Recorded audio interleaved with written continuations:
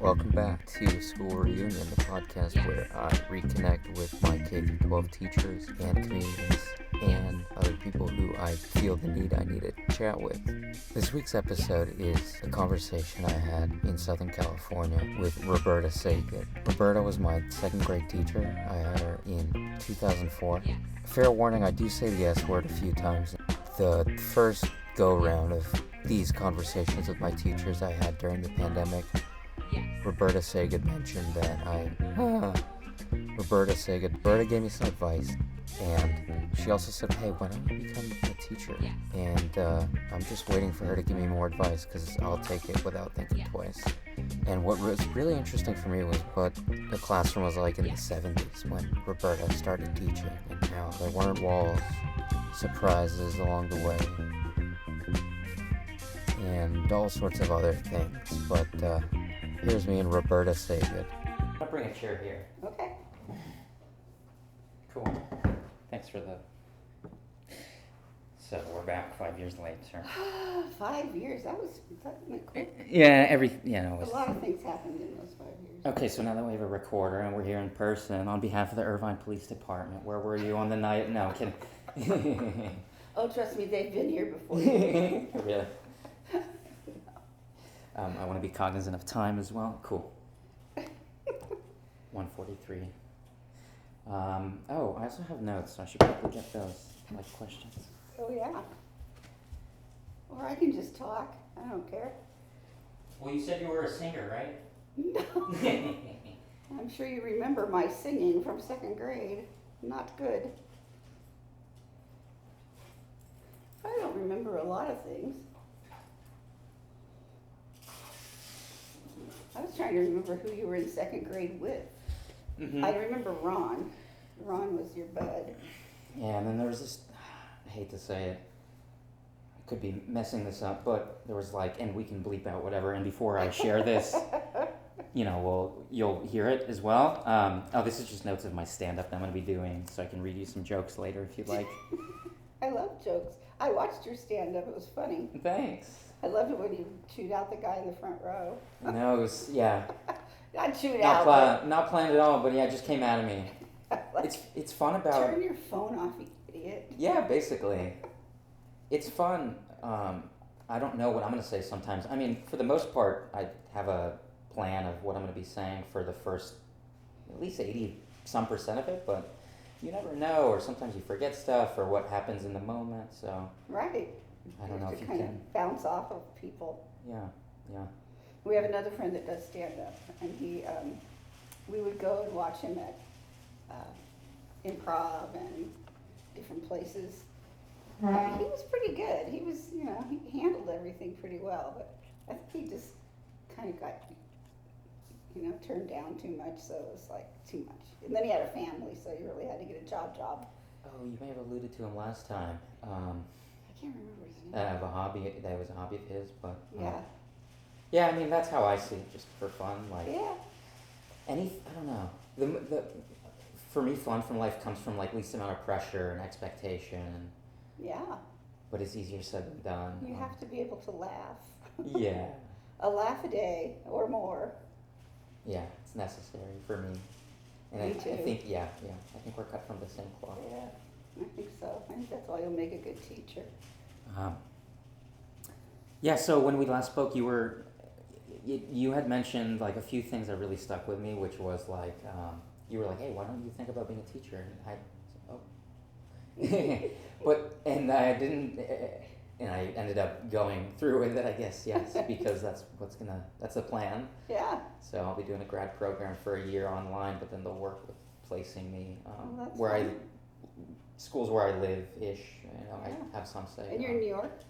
Jersey City, yeah, so just across the river from Manhattan, but I can have, a lot to choose from, but I'm excited, yeah. Yeah, they'll probably put you in a well-to-do area, and in the next semester they'll put you in a barrio or, something lower end. Yeah, I'll try to mention not New York City, because there's, the suburbs in New Jersey are much nicer. That's and a little more Irvine-like, really. Right. And that's more my speed, You don't want to get in the middle of No, I'm NYC No, yeah, tussle. My roommate, my buddy, I live with in Jersey City. He was walking by a high school in Jersey City, and my roommate will always, for the rest of his life, need to show his ID at a bar. He's got He's a baby 12. face, yeah. And so he's like, "What grade were you thinking about?" I was like, "Maybe just fifth or sixth is really the plan." I know high school can be a tough audience. My sister was a high school teacher. She loved it, but she's also way more. She can cut them off when they're getting too silly or crazy. I always just like to go with it and let everybody be kind of themselves. But she was pretty. So she pretty tough. Was good at drawing lines and being she taught writing and Iron English lady. and but she quit after I don't know how many years. She couldn't do it anymore. Somebody followed her to her car. I remember it was in downtown Santa Ana. Well, I'm here, so. And she. Yeah, that's awful. No. It was hard. That's really uncomfortable, unfortunate. Yeah. But you'll do great. Yeah, I hope so. I'm superstitious, so I'm just like, I want to do it and then we'll see. But there's an element of practicum or field work and for next fall for 6 hours a week. And then this spring of 27, if we want to go that far, I will be doing like kind of something full time at the same place that I had. Like an internship kind of thing. Yeah. So, student teaching. I mean, it's not. I think this stuff comes naturally to me, and I had a lot of experience with kids, babysitting and tutoring, and I don't know. Yeah, I love school. Yeah, school's fun. It's fun. So I'm saying I'm not going in with all the most saintly. Like pension sounds great. Like there's some practicality. You get paid every month whether you go to work or not, and I go, I know, isn't it great? But the corporate life, I guess I've tried different things, and those are not humane, and not for me. I'm not a good liar. Yeah, John was the corporate world. I was we don't make, money, we make people. That road. So John was the sales. He was in sales for Canon photographs and cameras, and Heard of them? he also worked for up in LA. There was a movie studio called Red, and he worked there with. Oh, do they make cameras as well? Yeah. Oh, they still do, I think. Yeah, big movie cameras. And Red Epic, yeah. Red Epic, yeah. Yeah. Well, he was in at the ground level with that, and he worked hard. Wow. Yeah, and he, it was all up in Hollywood, so it was all the actors and directors and all of that stuff, which he loved. Yeah. But wow. It wasn't for me. I was like, bye, have fun. Yeah, a lot of personalities and it's different. But yeah, so much of this region is that, which is funny that I have a sort of an adjacent interest. Maybe anyone who has a pulse in my generation has sort of an adjacent interest with publicizing and sharing and stuff. But I always, as a kid, knew deep down that I wanted to do comedy or be silly and funny and stuff like that. But then my whole life I was living the opposite, and I was always shy and like holding myself back. So comedy is. You were shy? I didn't pick. Not in California, perhaps. When I think of you, I don't think of shy. Yeah, no, maybe not in California. Not when I had some I don't carefree. You were little though. I mean, what were you, 8? Yeah, 7? The youngest of 3, and then I moved, and then I was a sad, mopey boy from and this I mentioned this last time, but when I moved from here to Massachusetts, because everything was just, but it's all part of the journey, Right. Yeah. Yeah, your experiences are what make you. So. Yeah, you never know what someone's going through as well. I shared with my parents, and they're like, "Oh, we didn't know that you would." I don't know, but I guess I would enjoy being. Eventually, I got used to being sad and alone, and I would enjoy that in a weird way. We never knew what our kids were doing either, and they tell us now what they were up to, and we're like, really? Wow. We don't want to hear. Can you knock the air up a little bit? I just did. You did? It's freezing in here. Yeah, my nose almost fell. I thought that you were going to be hot upstairs, so I turned it way down. Oh, the heat is going up now? Yeah, you're freezing too. No, I'm good. You're fine. I'm in California in December now, so it's great. In a t-shirt. I know, yeah. If I'm cold, I'll just step in the sun, you know? It's great. I'm probably the only one. I stopped by Gelson's. I was at El Pollo Loco for lunch. You know, You're going to love all your it. old favorites. Yeah. In and Out. I saw Yeah. you went to In and Right. Out. Yep. Had to go there. Stuff that I can't get where I'm at now. Yeah. So, but I was just essentially loitering, sitting in a chair outside Gelson's and just soaking up the sun. People were probably, I don't know. No one does that, I don't think. We take it so much for granted. It's terrible that, Yeah. not everybody gets sunshine. What I was gonna say though, I just have this to check the time. Don't worry. We're But not don't tell me not to worry because I'll do it anyway. But I remember I think he was a Japanese kid and he caused you lots of problems. Who knows? Hiromitsu? Something, I don't know. Yeah, he didn't really speak the best, but I remember him causing you fits. And then obviously Gavin Chow? Right, it's it could have been which one kid, of those. right? Yeah. Those are the only two that stand out that ever gave me fits. I think the one that started with an H. Hiromitsu. Yeah, I think so. Yeah. And you know what's funny? I don't know if I mentioned this to you, but I've for the past almost 3 years, not quite, but I was working at A&E, the TV channel, which is like History Channel and Lifetime, and probably by the time this goes out, it won't even exist. But that's how fast things are changing. Because this morning, I don't know if you heard, but Netflix, for $82 billion, will be buying Warner Brothers.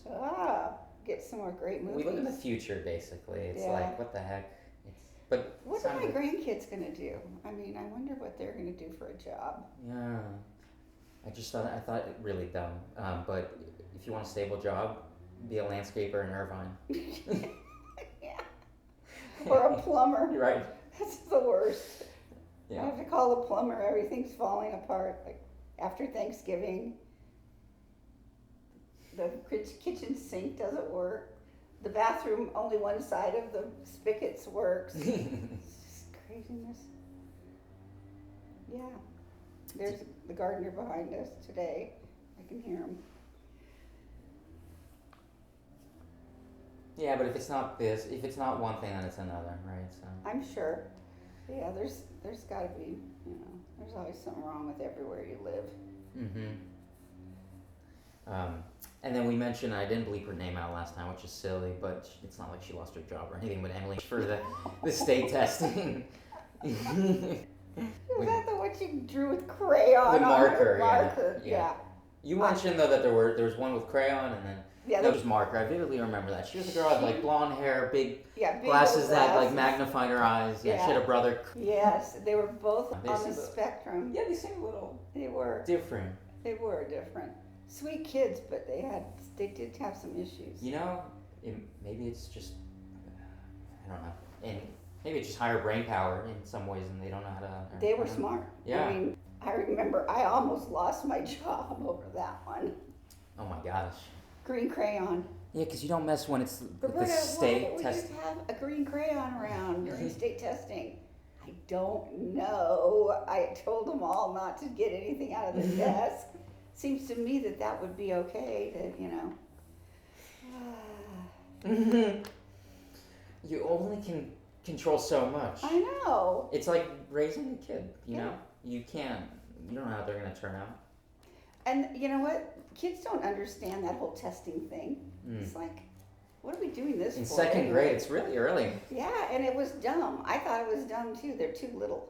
They used to do it in first grade in my other district. Yeah. Can you imagine 5-year-olds coming in from just getting out of kindergarten? And I'd have to give them a strip of paper. And I'd say, okay, everybody mark one of these little bubbles.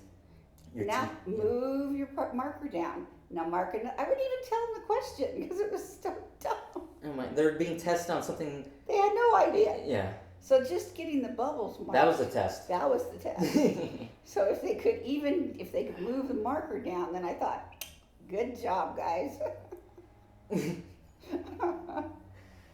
By the end of first grade, they could answer questions and mark. But it seems very early, though. And you mentioned, when I was listening back to our last conversation, that I think one of the factors that led you to retiring, in addition to having grandkids, was them bringing back core standards from the 70s. Yeah.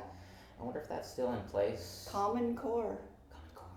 We should look it up and see if it is. It probably is. Sounds familiar. Common Core, yeah. It was supposed to be Did I have that? No. No? Oh, so I wouldn't know about it then. No, they just... Because I was in the early 2000s. The year I left was like 2014, I think. Mm. And that was the year they implemented it. And I said, not for me. That was another reason why I retired. I said, Right. I'm not going to... Why are we going to go back? Why are we going back? And everybody that I would talk to would say, it's not going back. It's making things better. And I say, for who? You know, and that was where I got in trouble. Because I was always kid-centric, and I didn't really care about it, you know. You were always what, sorry?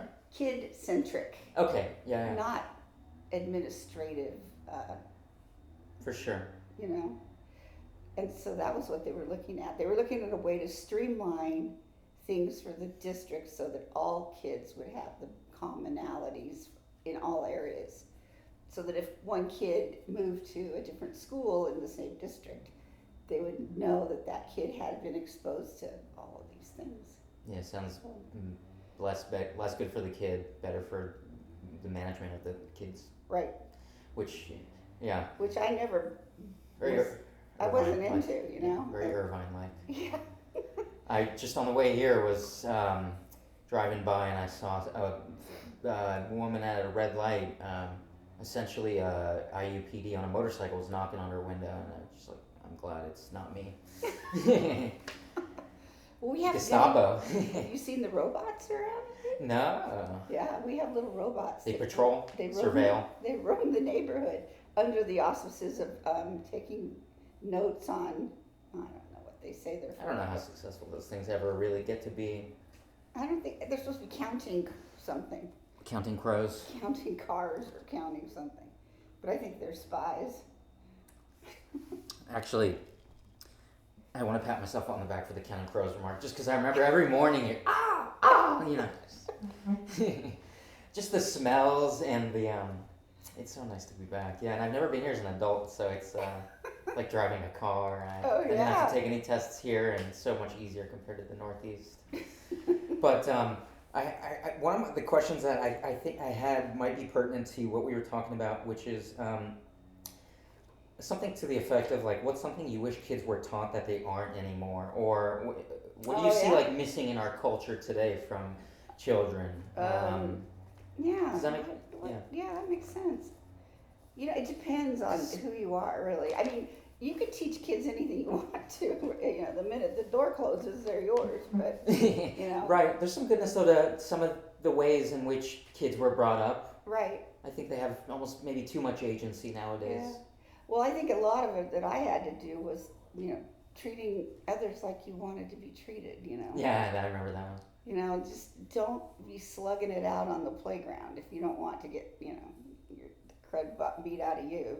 Yeah. And just treat people with kindness. God, it's gotten worse, you know. It's just, I think it's just society in general, but I always like to, you know, insert a little humanity into everything, not just books and, you know, tests and rote memory and that kind of stuff.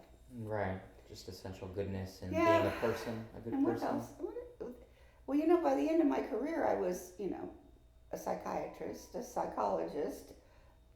They had no nurses, so if you had a diabetic or something like that in your classroom, you had to administrate or do medicine and stuff for your kids that are autistic and ADHD.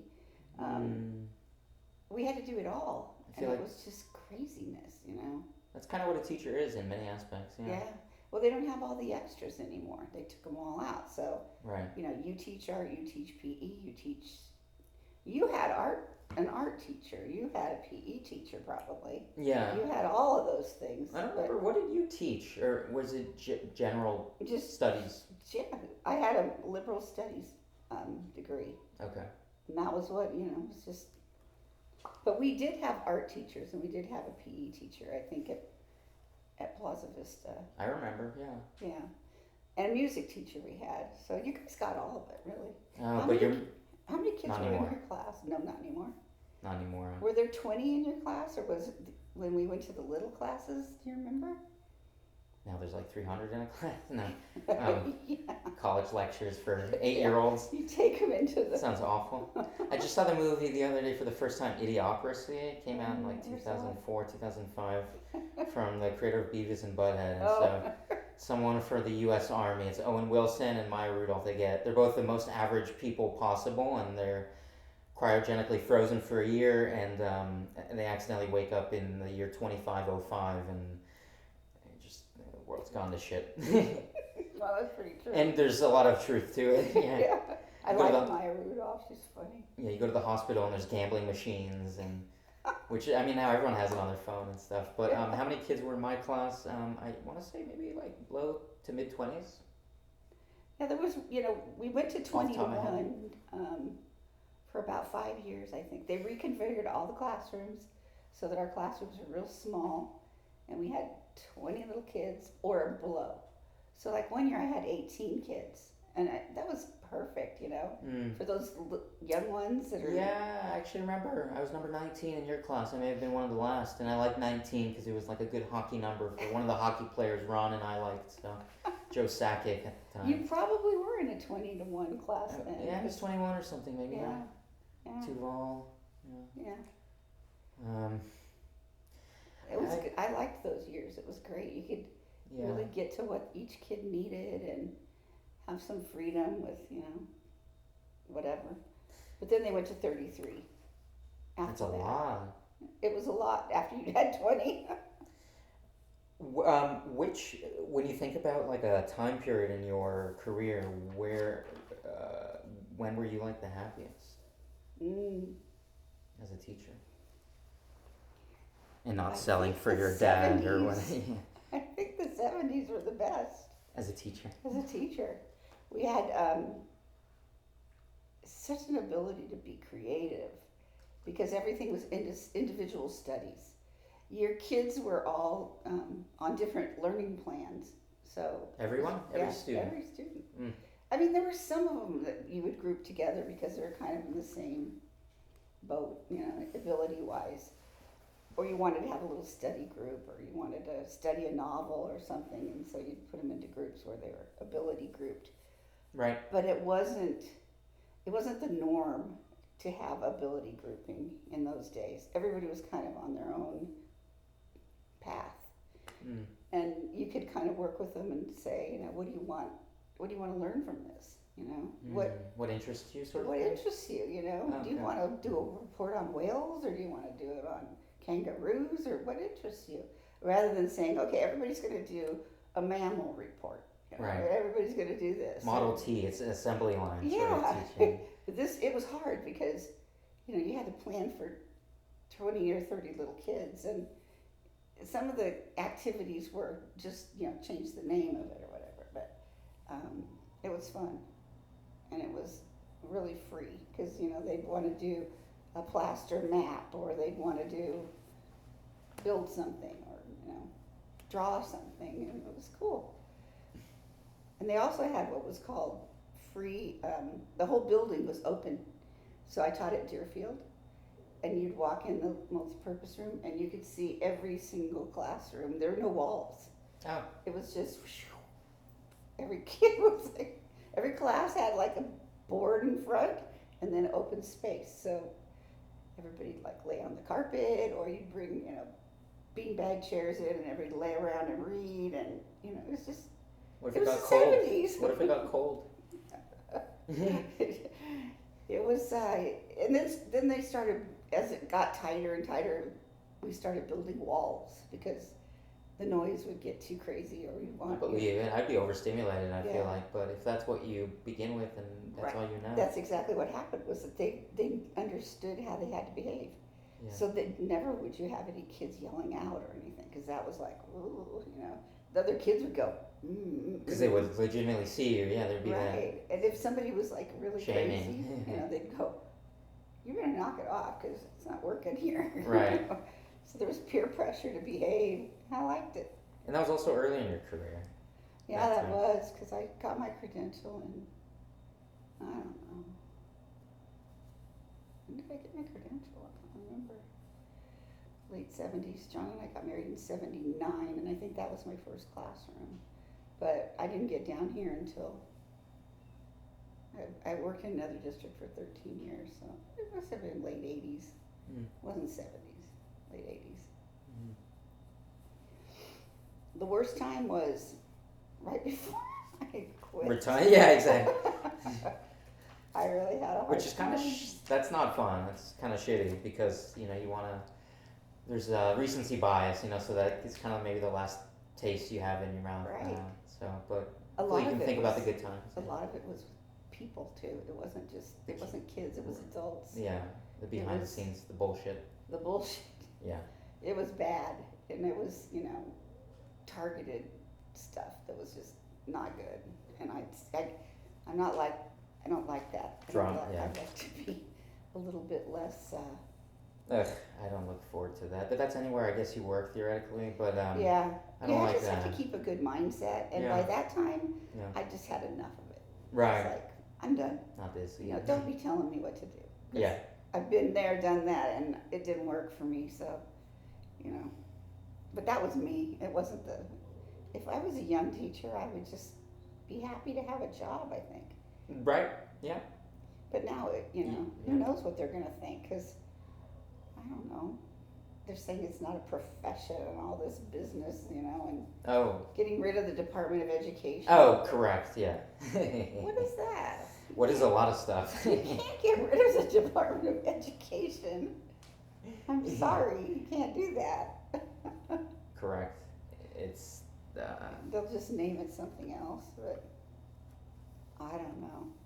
I don't know either. What do you feel like in your early years, you personally, aside from the feelings that you had, but what do you feel like you did well that worked?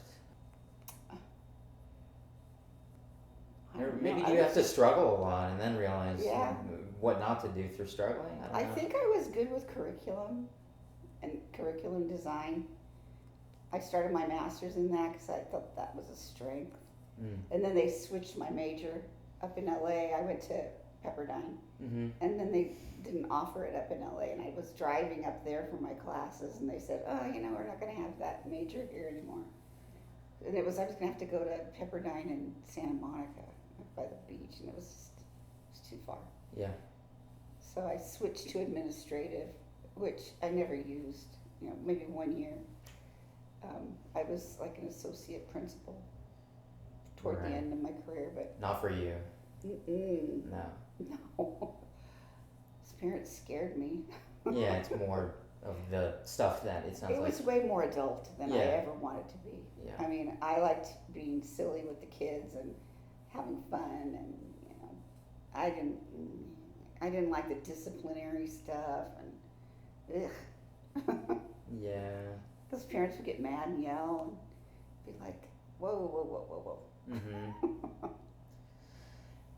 And yeah, Get I you heard. anxious. Yeah. It's yeah, and like you were saying last time, and this is just the truth. It's really just people dealing with their own stuff. Right. So they're taking it out on you. Absolutely. So If you they're just have to sad. take it, I guess. I don't know. It's really awful, but and maybe hopefully just staying the course and focusing on their kid. And, Right. And talking And them keeping it down. about that. Yeah. Just Yeah. saying, look, whoa, it's not that big of a deal. Right. It's not about you. We just need to make sure that your kid's on the right path. It was always about the kids. Correct. Make sure that they're not going to do anything weird or hurt anybody or Not grow up to be a crazy person. right. And I'm sure there are a few that turned out to be pretty crazy. I saw something really crazy.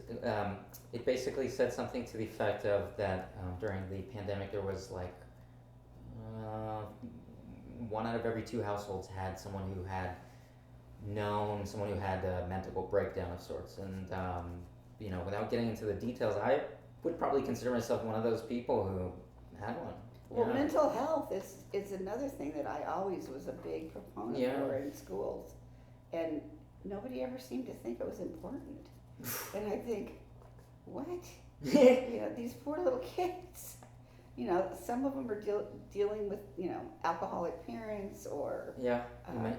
Abusive. abusive things that are going on, or divorces, or being thrown from here to there, and you know, it was evident, you know, in a lot of those little kids that there was something going on. And, you know, we had counselors toward the end, but it was interesting because when you would suggest it to parents, they would get, Right, because it's like questioning yeah, their... I don't think I want to be involved in that, you know, and I'd go, I wonder why they're like that, you know, and I'd think, oh, well, I know now why. Yeah. You know, but it would have been the best thing for their kid, but oh well. Oh, you're saying that would be like a line a parent would give you? Like, I don't want to Yeah. involved with that. I don't know if I want them to be involved in that. What is it? Oh, it's play therapy. Ooh, play therapy? Well, that could bring up some things that I wouldn't like. I don't know. It was something weird. Yeah. But I just always think little kids like to talk to people other than their teacher during the day, you know? Yeah, they like to talk, they like to play. Right. I did something after school once. I don't know if it was in second grade or third grade, but it was something where there was like poetry or something. We had all those ACE classes. Yeah, that's what it was. Yeah. And I was like the only boy probably. they were fun. But it left a mark on me. Yeah. I always had room for outlets, so. You were a good writer. I remember that. You were a good writer. Imaginative writer. Oh, good shame. Yeah. It brings me some of the most joy now. Yeah. Yeah. Yeah. You gotta have an outlet of some kind, you know, whether it's talking or telling jokes or writing or, you know, whatever. People need something. I don't know. What's that been for you of late? What's brought you some joy of late? My grandkids. Tutoring them, watching them learn. It's so fun. I mean, it's hard because You're teaching again. they're teaching again. And my granddaughter's having so much trouble in math. And it's just like, why don't you get this? Oh my God.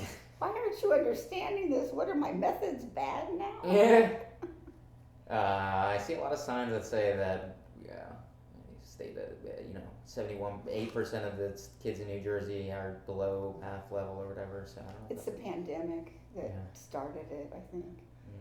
When she was in kindergarten and first grade during the pandemic, and she was so hyper. She could not sit and be schooled on a computer. It was gonna work. Yeah. And I was babysitting, and so I was in the house listening to what the teacher was doing, and I'd hear, Marissa, it's your turn. Marissa? Anybody know where Marissa is? Marissa's upstairs in the bathroom on her iPad, having fun, dressing her dolls. Yeah. She just would run away and not be there. And I just get back in here. Because there's so much more to just. She's so distracted. Yeah. And she never did learn like her basic facts in math. She didn't learn. And my son and his wife were like crazy because they were trying to, work from home and do all these things. And they didn't have time to try to teach her how to, do math. And I couldn't go over there because I have, I have an autoimmune thing that's not good. Right. So I couldn't get sick. Mm-hmm. And it was just like all the things happened. So she got behind early. My grandson's in better shape. For him, it was easier. He was like right at the tail end. But it's weird. Yeah, it affected everyone. And college students now, so they were in high school at the time, and so like the old man that I am at heart, I get a couple times a month. I basically sit still horizontal and someone like stretches me, right? Pilates or something. Something like that, yeah.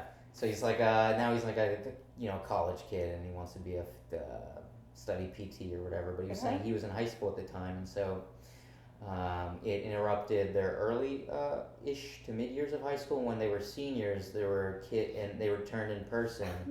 There were kids who were really quite immature. And doing, I guess, allegedly underclassmen type things, high schoolers are already, to some extent, you can write off a lot of silly, immature things that they do, but it had an impact on anyone, but we just have no choice but to go with it. Yeah, like a war or something, right? It wasn't as bad though. No, but Maybe a war would have been better. I don't know. you're bad. It could have been. No. There's enough war to go around. There's Too much. Yes, correct. Look.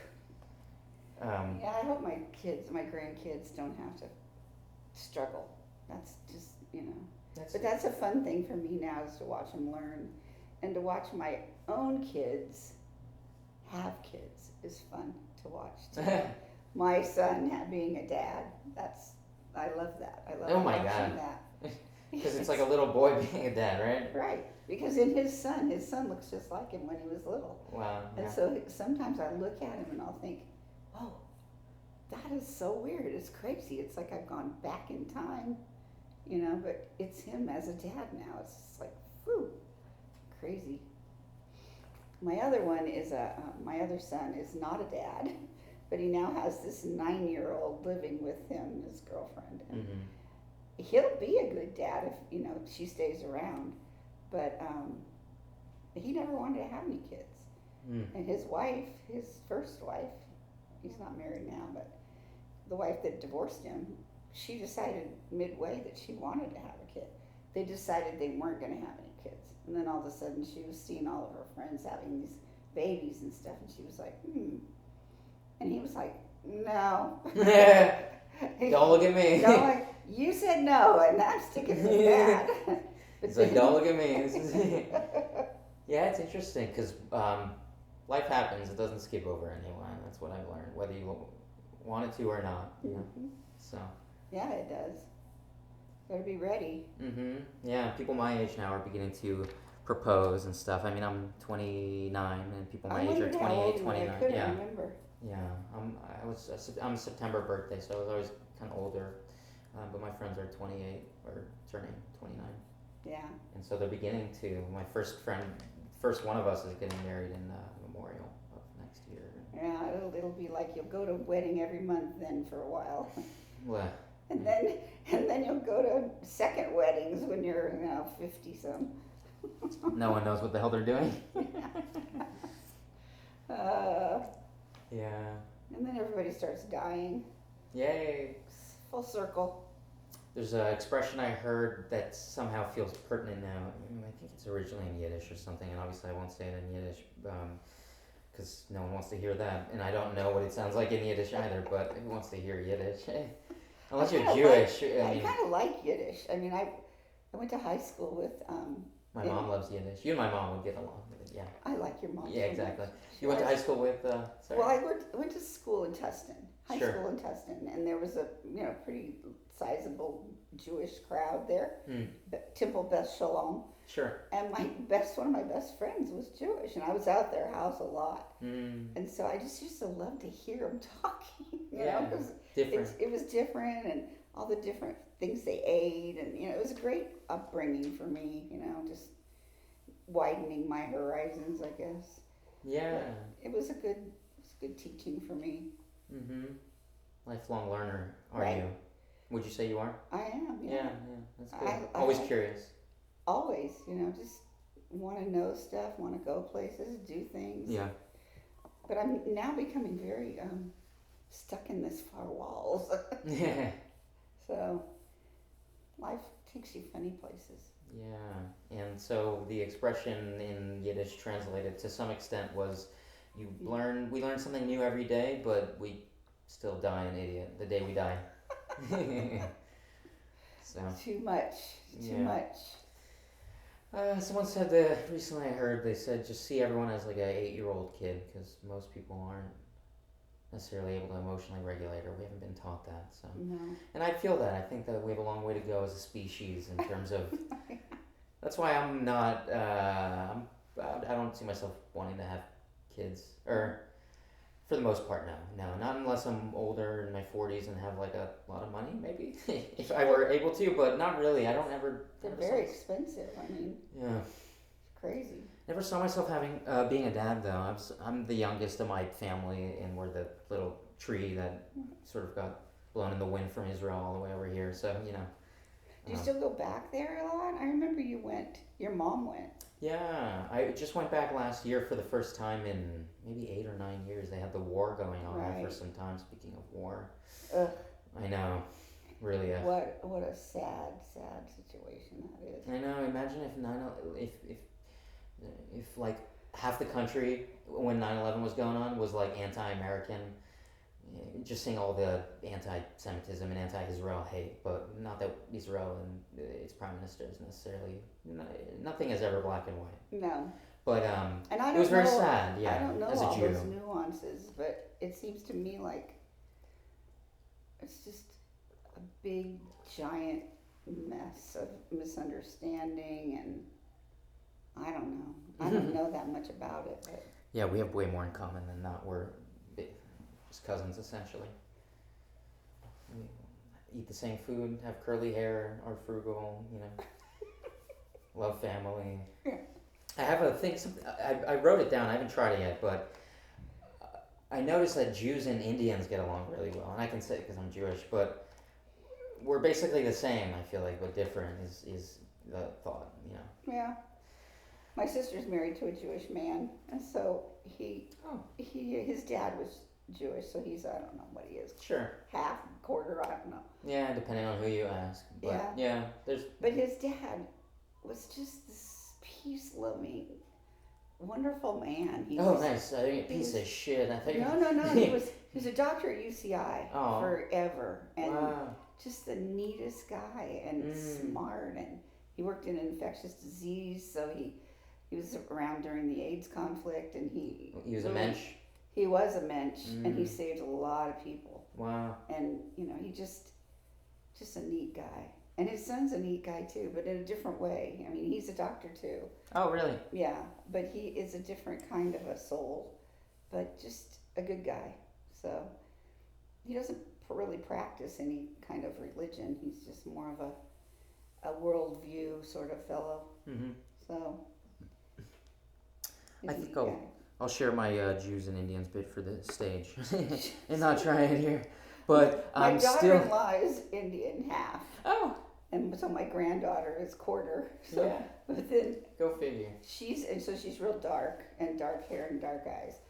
My grandson looks like my son. He's blonde, blue-eyed, blonde curls. And so when he was a baby, they would think that the mom was the nanny. Oh for my the God. baby. It's like They're brother and sister. they're you brother said. and sister, Oh, and no. they're so different, and Yeah. But Life is a surprise. That's one of the things I know for sure. yeah, it is. It is such a surprise. You'll so. probably be a dad the next time I see you. You'll be teaching. With 6 kids, You'll I'll be have orthodox. a dad. You'll be a Yeah. dad and Oh, a wife. okay. No, get out of here. That is not the plan. People say, happy wife, happy life. I think if I have a wife, I don't think I'll have a happy life. I don't know. I think I'm going to have to work on myself. But, Well, that's the thing. Unless you can find somebody that makes you happier, then you would be by yourself. I know. I'm pretty happy about myself. There you go. Well, And don't rock the boat. I don't want any. Yeah, no. It's like, through thick and thin, it's like I don't want anyone to see me at my worst, or But it's probably stuff I need to work on. It's a lifelong process, but definitely. You just have to. If you find somebody that you can't live without, you just got to think about that. Yeah. I mean, John and I met each other when he was 19 and I was 17. Wow. Yeah, so we've been together for like 60 years. I mean, he's like part of me, Mm-hmm. Yeah. But we didn't get married for a long time. We were together for like 8 years before we got married. I wanted to make sure, I wanted to travel and everything when I was young. Yeah. So I, did all of that, got it all out of my system, traveled all over, and did what I wanted to do. Went to college, did all that. He went to an entirely different college, but we were really good friends through all of it. We'd go back to each other during vacations and say hi and hang out and talk. We talk a lot. Mm-hmm. Yeah, you never know. Just somehow, some reason, people are drawn to one another. So. Right. So you never know. Yeah. You might meet a comedian that is funny to you. For sure. Yeah, for sure. Yeah. I've historically been drawn away from myself, so I've, it's just like learning to love myself, That's sometimes the hardest. Yeah, for sure. You can kind of accept differences in people that are different than you are. But when you look at yourself, you're going, why am I that way? Why do I do that? What's wrong with me? I remember when I grew up, all I wanted to be was geogas.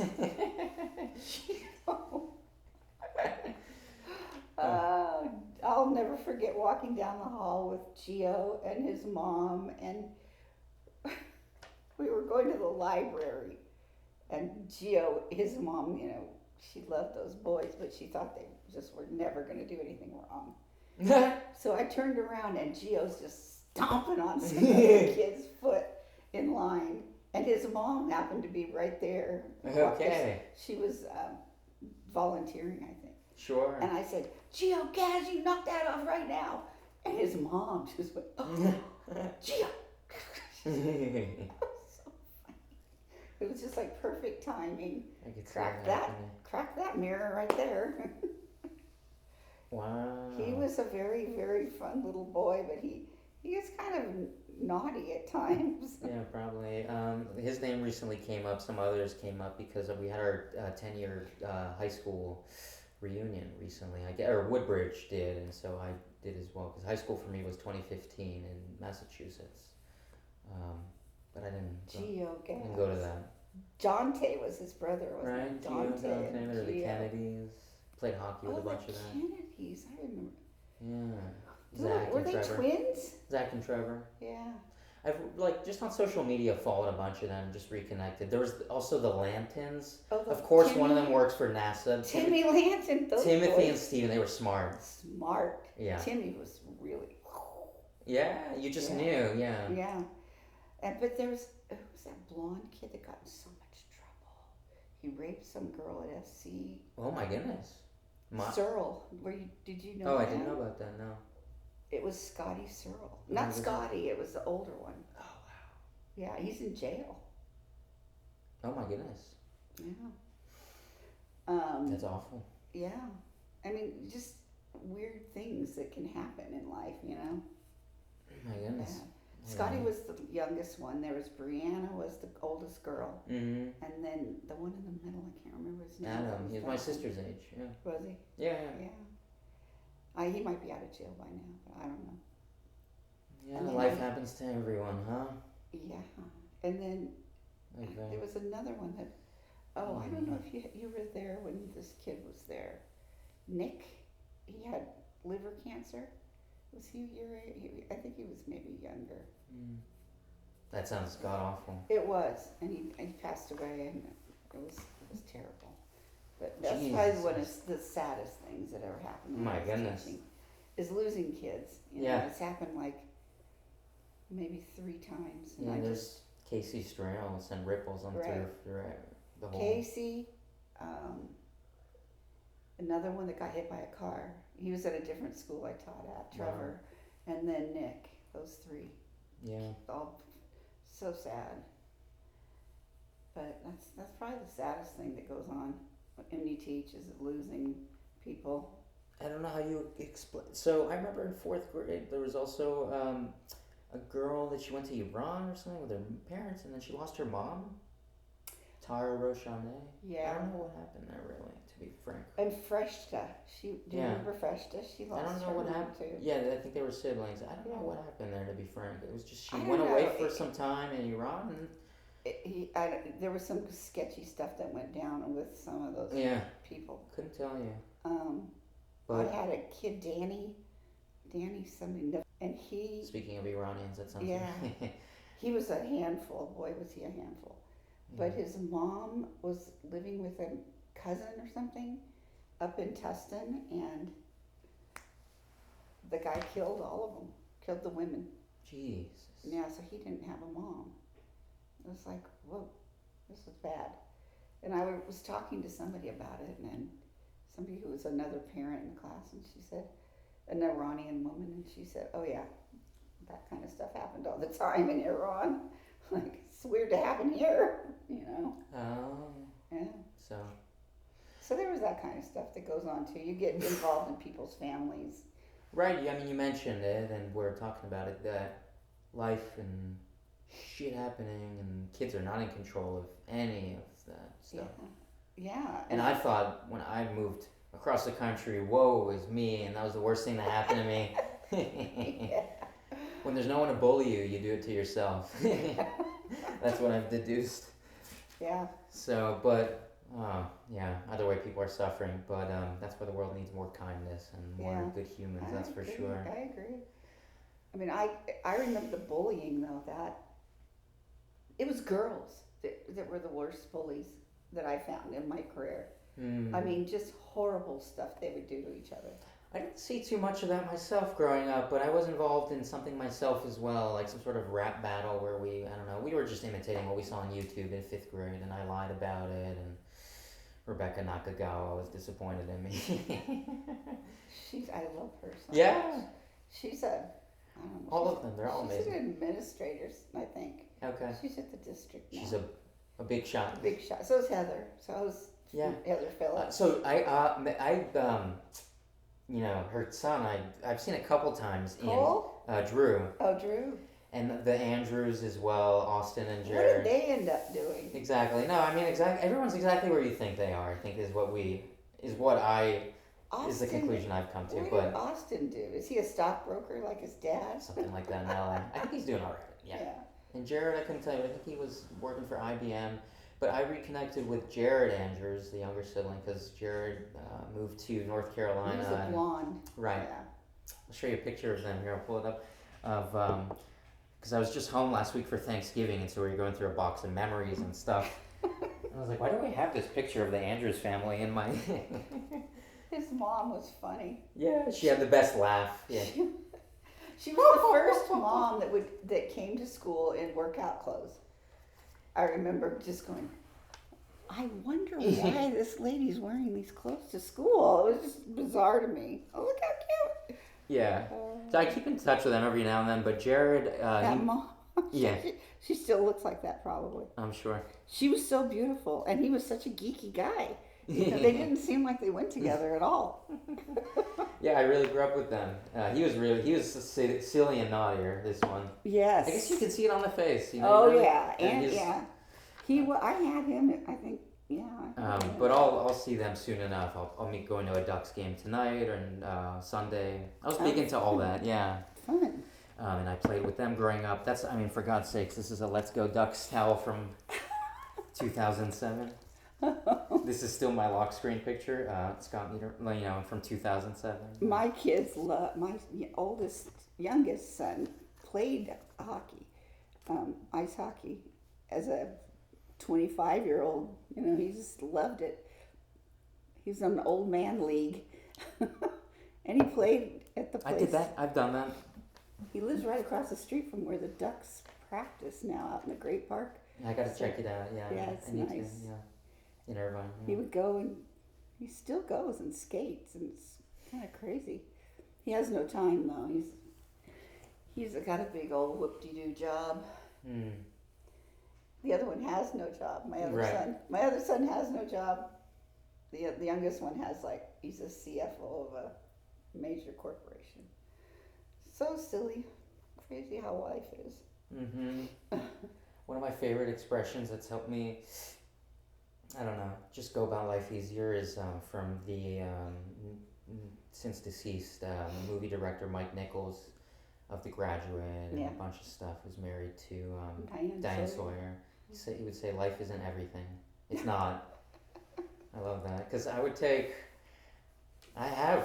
historically, I guess when I moved to the East Coast, I took things so seriously, and I just recognized the sort of social hierarchy, and especially when you're in middle school, that stuff, you notice it a lot more, and I just assumed everyone knew more and were more popular and better than me, but that's because I had that new beginner's mindset, having not lived in the East Coast, and I carry that through a lot of my life. When I never had any brothers, and as a girl growing up, I thought teenage guys were so mature and so together. And then Elusive, right? Then when I had two of them, I found out no. No. They act like the opposite. 5-year-olds until they're like 40. And when you get a bunch of them together, they really do. I was just with my sister. I'll show you her little ones. Gaia. Yeah, because the one who's blossoming now, one of them's about to turn 1, and the other is 3.5, and so the 3.5-year-old is just carbon copy of Gaia. That's a great age. That's a great But age. we were at a trampoline park indoors the other day in Massachusetts, and there's like a ramp that you have to kind of you either jump and climb it, or there's like a rope, and then you slide down it, and it's all bouncy, and we just see these two boys all of a sudden, like monkeys, just climb up. And my sister turns to me, she's like, I'm so glad I don't have boys. And see, I was the other way, because I had sisters and they were so boring. And so I had these two crazy boys. So I guess it was just what you needed. Yeah. Oh, they were wild and crazy. And we were always in the ER with some craziness. You know, that was also me and my brother a lot. Yeah. I was the recipient. What's your older brother doing? Oh, he's doing quite well. He's older. He's 5 years older than me, and I think I was his target of a lot of stuff when he was maybe taking it at the time in Irvine High, really. And I would have accidents and stuff, bury guns. Take a PVC pipe, put a balloon on the end, and he hit me in the eye once. And jeez. yeah. Yeah, mine they have scars from each other too. The house has scars. Yeah, I guess it's inevitable. Yeah. The lizard brain, the energy level is crazy. I'm looking for pictures of my nieces, though. I'll find them when I find. I'm looking in the wrong chat. It's a lot of pictures of dogs. I love dogs. Mine's being very quiet. Yeah, she's doing really great. What advice? What should I know about before I start as a teacher? I don't know. Do you have any advice to impart on me? Don't give up. Yeah, exactly. I don't know. It's hard at the beginning. Is there anything you wish someone had told you? I feel like I really don't want to know too much, to be frank. I think that you go in not knowing and you learn it, and you just don't give up. I had a friend who started teaching at Woodbridge High School. She was older. She expected to walk in. She expected to have a whole class full of kids that were eager to learn. She expected to have all of the materials she needed to teach them. Well, it didn't come to be that way. She had horrible kids that were just monkeys, and she could not control them. She was trying to teach something that was way over their heads, as far as Shakespeare or something, because they were gifted kids, I think. And then they had no materials for her to use. So I had stuff like that happen too, but I didn't give up. I thought, okay, I'll make stuff for them to learn from. Yeah. Or I'll figure it out. I'll get books from the library. I'll do something, you just have to get creative. Work with what you have. Yeah, not say, no, I can't do this. Yeah, she quit. And it was a job that, everybody wants a job in Irvine because, hello? Yeah. This is like the best place ever to teach. Mm-hmm. I would have done anything at the beginning of my career to be here. But, I had to spend some time somewhere else to appreciate it here. And I tell everybody here, they bitch and moan about school. Yeah. I remember Laura Bush saying, that name sounds vaguely familiar. Yeah, she taught second grade too. Okay. Yeah. She said, I can't believe we don't have books for every single kid. I said, you wait. You don't know, lady. You have no clue. How often if you could put a percentage of the amount of time that you had to buy your own supplies and stuff like that? A lot. A lot of the time? Yeah. Yeah. It used to be that you could use it as a tax write-off, and I always went to the level, the highest level of spending stuff, because you have to have stuff to make it fun. You have to have whatever skin-colored crayons. I remember everybody used to laugh at me because I had skin-colored crayons, and I'd lay them out when we did stuff that everybody had. And kids would go up and they'd put their hand down and they'd take the crayon and try to match it up, you know. It's fun, yeah, it's a little sensory. It was like... I don't know if it's the healthiest thing for you. It made them feel like, that's what color I am, you know. And hello, yeah. You know, it was something that made them feel good, and people would laugh at me and say, "Oh, you shouldn't do that kind of stuff. It's expensive." Well, it's money well spent in my book. Mm-hmm. But I spent a lot of money that we didn't really have at the beginning of our life together. But, you know, you need stuff. Yeah. Sometimes. Here, I'll show you. This is. Get parents to donate it though. Now a lot of parents will do it. That's Gaia, and that's her little one, and then I'll show you the littlest one. She said, "Yeah, that's her dental assistant." Gaia is what, 30? Soon to be 31. Look at that. That's cute. That's Rhea, yeah, and then Rhea. yeah, and then this is. I know a girl named Rhea. This is the littlest That's one. That's an unusual name. And then this is, my dad said, our new cleaning lady. She's the baby. What's her husband like? Is he a nice guy? Yeah. He's a gentleman. Takes care of her, and isn't that nice? Old soul, and yeah. Where'd she meet him? Oh, the 2020 whatever love story everyone has, which is just swiping on the phone. My youngest son did that after he got divorced, and we would hear these stories that were just oh my gosh. Yeah, they exist. And then there's successes too. Yeah. But, he'd go, "Oh, the one I went out with last night. You guys wouldn't. I would never bring her home. Man, she was something else." I said, "What do you mean?" He goes, "Well, it got to be like about 11 o'clock, and she said, 'Well, I guess I should be going. I have to go to work at 11 o'clock.'" She was an exotic dancer. Yes, exactly. I said, "Oh, okay."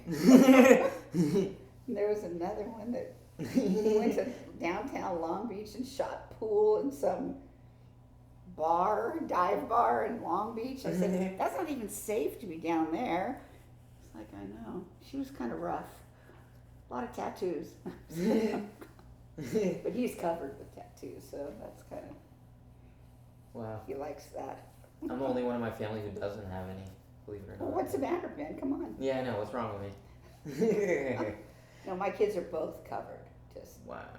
But not past here and not here. You know, everything can be covered with a long sleeve shirt. Okay. So he's had a corporate job and nobody at his work knows that he's covered in tattoos. That's good. That's reasonable. That's sensible. I went on a walk earlier today. Really pretty walk. Like, Ron lives in Orange. I'm staying at his. So I love Orange. he lives right near Anaheim. So it was like the Lincoln Cove or Anaheim Cove Trail. Or it was like a nice walk with a path and everything. It was right near the river. Yeah. Well, they cleaned that all up because it used to be just homeless people down there. Oh yeah, it's really quite nice, and there's signage, and I'm a sucker for that stuff and nature and. Oh, around here you'd have fun. I know. Yeah. Not this end of town, but more towards Tustin. There's really cool walks. I see the appeal. I used to live here. It's like Jesus Christ. Yeah. Yeah, and that way is all of the Bomber Canyon walks. They've got that all. It's so nice now. You can go all up in those hills and stuff. Yeah. Endless. Yeah. I can see why. I see the appeal, and there's so much to do here. It's like a whole world here. Yeah, come back. Teach in Irvine. So this is, you never know. Jesus. What did my palm say? my mom would not like that now. Oh yeah. She's got you guys all in the. Yeah, we're in the East Coast. You're East Coasters now. Yeah, my brother's in London though. He moved last fall with his wife and dogs. Just a kind of adventure, not a political statement by any means. Yeah. He's not. John would move to England in a minute. He loves it over It's there. amazing, yeah. It's beautiful. But here it's heaven on earth. It really is. I know the weather. It's paradise. It's freezing in England. It's so cold. Yeah. I don't like to be freezing cold all the time. The earthquakes though, that's a little concerning. But it's here. Oh. But I don't know. It's just talk, you know. So it's just. They don't happen that often. I mean, the fires are worse. Yeah. I'm more afraid of fires than earthquakes. But we should have a big one though. One of these days it will wipe us out. I'm sure. Oh, nice. Okay. Oh, great. Yeah. That's something to look forward to. Hang around. Yeah. Yeah. Chalk it up to living. Exactly. Yeah. You know, you just have to The price of living. go on with things. You gotta roll the Another punches. day. You gotta give yourself grace. Hey man, yeah, I've tried a lot the life to be a perfectionist, and Good luck. yeah, exactly. No, it's been torture basically being me. Basically, it would be. Yeah, so no, but I don't know. Lately, I'm easing a lot more, but yeah, life is full of curveballs and stuff. But Yeah, you just have to be ready for them. I had the biggest one with him. I mean, cancer's no joke. You had cancer, right? yeah, I was What young. kind was it? Yeah, I caught it relatively early, so I was just like, oh, it's my semester abroad, you know. Stage 2A Hodgkin's, you know, Yeah, so there's a lump in the armpit. Yeah. But I mean, I'm just nothing but lucky. So Yeah. I don't even. There's never been anything that's come back. You go for checkups. Yeah. But after the 5th, I would go regularly, and then after 5 years, the oncologist was like, well, normally if you would have had something, it would have been within these 5 years. Right. And I'm like, that would have been nice to know, but like, it's good you didn't tell me. Yeah. So. Well, your mom must have been freaking out. Everyone, yeah, probably, and I didn't know what to make of it because I just saw everyone else freaking out around me. Yeah. I often don't know how I feel until I like write it down, or because I'm always just taking in the input. I don't know. But I feel all the feelings. I don't know. Yeah. He's handled it really well. He's very positive and funny, and it's very funny, and so it makes it like a joke. Is it behind?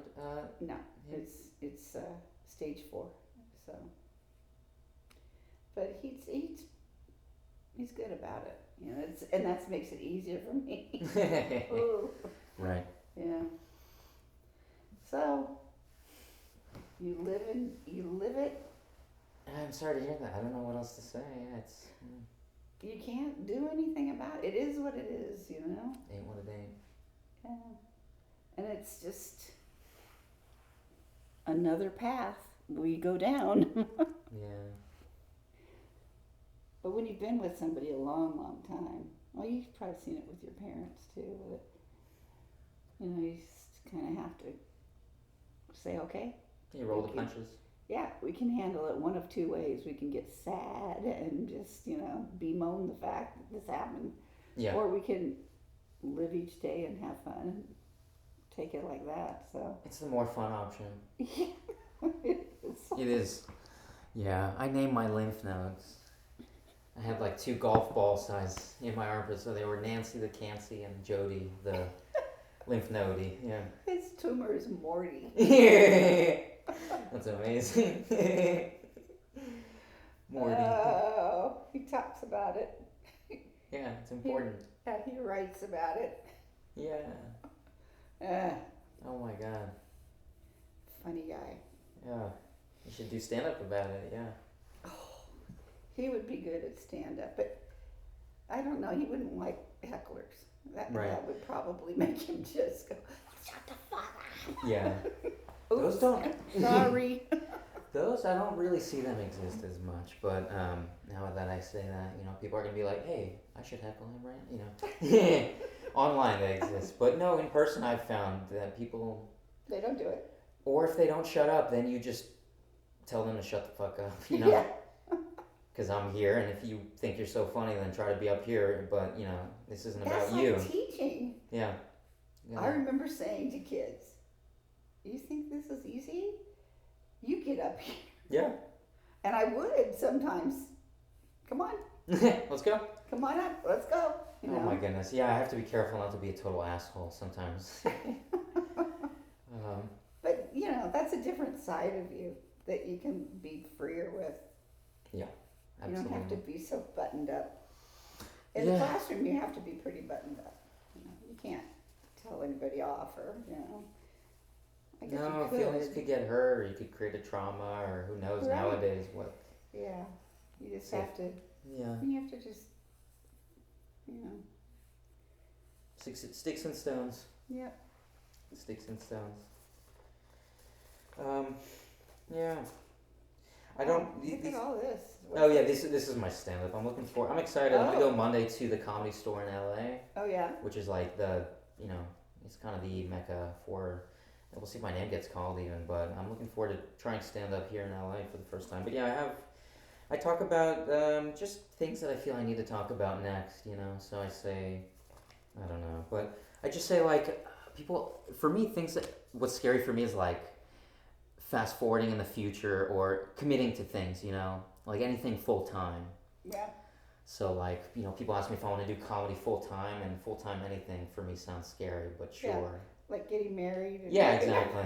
Or having a job, or having a job. Being responsible. All those grown-up things are scarier than anything. Correct, but the joke, if you will, is like people ask me if I want to do comedy full time, and anything full time is scary, but sure. But you, as an artist, need a lot of self belief, and as a Jewish man, I can only feel good about myself for so long. So, yeah. I love those jokes. They're funny. Yeah, but But do people get those jokes? No. They don't? No, I don't know. It depends. Unless you have a Jewish audience. Yeah, exactly. That's why New York, you know. Yeah. New York, yeah. No, I mean, if one person gets it, but I don't know, if one person gets it, you know, it's You've also done your subjective. job. But I'm such a serious person, like, if people are like, what, him, like, comedian? I don't know. I'm both the most serious and the least serious, you know, so. That's a good combination. We have multitudes, yeah. It's a good combo, yeah. Anyway, this has been fun. I think I'm going to stop hitting record, and I have some traffic to worry about soon. Ooh, you're going to Orange? Yeah. Yeah, and then soon again. Go the back way. Don't go on the freeway. Okay. You know what the back way means? No. I mean, I lived here forever, so down Jamboree, all the way. Okay. Maybe I should stop recording that way now. No. I'm curious what Waze would tell me, because I always use Waze. Yeah, Waze will probably tell you that, too. Yeah. But no, this was such a delight, and thanks for coming by. It's fun. Yeah, very fun. Yeah, I miss it. Yeah. Come back if you're in the area. Yeah, absolutely. Till Ron High. I will. And Samantha Schnell. Yeah, exactly. Samantha Schnell. And the Andrews boys. Yeah, good times. Good place to grow up. That's and... my ice machine. Oh, sound like a cat. It does. I have to unplug it when it starts doing that. All right, Roberta Sagud, you're a legend. A legend. In my own mind. No, I'm sure a lot of people would feel that way as well. You know, just contributed to goodness and love and... in the younger kiddos of Irvine. Yeah, and the good old glory days that we had, you know, in a different time. Yeah, I wonder what the glory days are like now.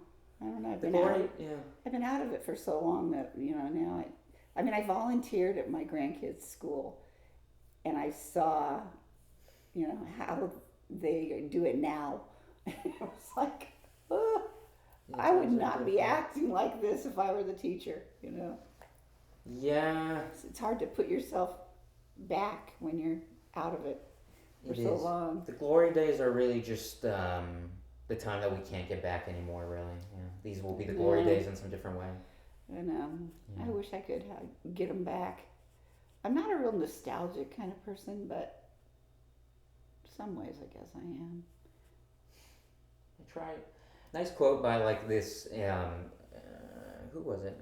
It must have been Elie Wiesel. You know, like one of the more preeminent Holocaust survivors. That he said, and it's one of my favorite quotes of all time. It's like, live as if you were living a second time, and as though you had acted wrong the first time. And so it's something nice to think about. Just constantly try to have fresh eyes, you know, right? So that you really appreciate it. Yeah. That this year has been like that. Yeah, hasn't? Yeah. Yeah. Each day's a blessing, and just gotta keep laughing. Yep. Keep them laughing, Ben. Keep them laughing. Stay laughing, pony boy. All right, over and out. Have fun in LA. My thanks once again to Roberta Sagud. It was so fun to reconnect with her. It just makes my soul happy. And I'm going to go throw up now in my mouth. But if any of you had Roberta Sagud as a teacher, feel free to reach out to her. I'm sure she'd love to hear from you. If you want to hear more from me, you can follow me on Instagram at BenHTuval or go to my website, bentuval.com. My next show will be May 20th at Eastville Comedy Club in Brooklyn. I'll be opening up for a funny comedian, Guy Reuven. I'll put his Instagram in the show note. He's just a goofy goober. He's on his way to becoming big time. I have 13 more episodes / conversations I've had with people where we've hit record that I need to release. A mix of producers, writers, directors of movies, old teachers of mine, comedians who I've met who are all over the country. So stick around and bye.